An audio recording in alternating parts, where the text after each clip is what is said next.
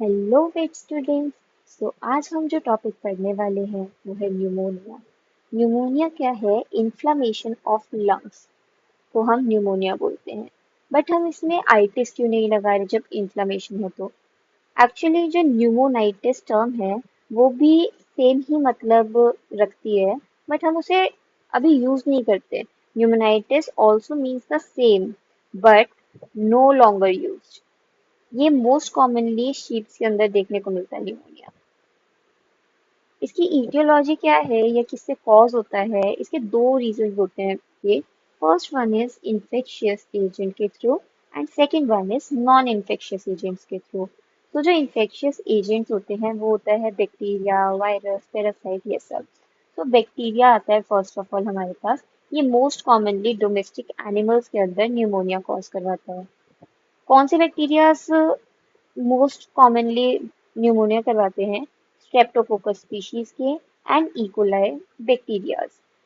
ये suppurative and fibrinous bronchopneumonia cause करवाते हैं। मतलब या तो पस फॉर्म करवाएंगे या फिर फाइब्रिन का डिपोजिशन करवाएंगे न्यूमोनियाज में। ना वायरस के थ्रू जो होता है वो होता है कि रेस्पिरेटरी एपिथेलियम को इन्फेक्ट करेंगे virus first of all, then lung के डिफेंस को रिड्यूस करवा देंगे। इसके एग्जांपल्स क्या क्या है? Canine distemper virus and swine influenza virus. ये इंटरस्टिशियल न्यूमोनिया कॉज करवाता है। माइकोप्लाज्मा के थ्रू जो न्यूमोनिया होता है वो स्पेशली पिग्स और कैटल्स के अंदर ही देखने को मिलता है, जो एनजूटिक न्यूमोनिया कॉज करेगा पिग्स के अंदर। फंगस के थ्रू जो न्यूमोनिया होता है, कौन सी फंगस कॉज करती है? एस्परजिलस। ये क्रॉनिक ग्रैन्युलोमैटस न्यूमोनिया कॉज करवाएगा। जो सेकेंड वन है वो है नॉन इन्फेक्शियस एजेंट। इसमें पहला आता है हमारा एस्पायरेशन। मतलब फीड या फिर मिल्क का जो भी कंटेंट है वो नॉर्मली ईजोफेगस में जाना चाहिए, बट कहाँ चला जाता है? ये दोनों ट्रैकिया के अंदर चले जाते हैं। ये क्या कॉज करेगा? It will cause the aspiration pneumonia. Second reason is chemical और टॉक्सिक गैसेस, कि अमोनिया, स्मोक और इरिटेंट गैसेस जो भी होंगी वो न्यूमोनिया कॉज करवाते हैं। एलर्जी या फिर हाइपर सेंसिटिविटी की वजह से इंटरस्टिशियल न्यूमोनिया हो जाता है। There are different stages of pneumonia. अब हम अलग अलग स्टेजेस क्या होते हैं न्यूमोनिया के वो देखने वाले हैं। पहला आता है congestion, next will be red hepatization, third one is grey hepatization and last one is resolution. तो कंजेशन क्या होता है कि पहले 24 आवर्स में कंजेशन होगा, देन लंग्स रेड और कंजेस्टेड दिखेगी, हेवी दिखेंगी। उसमें ब्लड वेसल्स जो हैं कंजेशन, उनका कंजेशन हो जाएगा ब्लड वेसल्स का। एल्वेलाई जो है उसके अंदर सिरस फ्लूइड भर जाएगा और कुछ बैक्टीरियाज आ जाएंगे। तो जो स्टिल है तो जो लंग्स है उसके पास अभी भी कुछ एयर बची हुई होती है। So lungs still contain air in case of congestion stage. Next is red hepatization. ये 1 to 3 days के अंदर हो जाता है।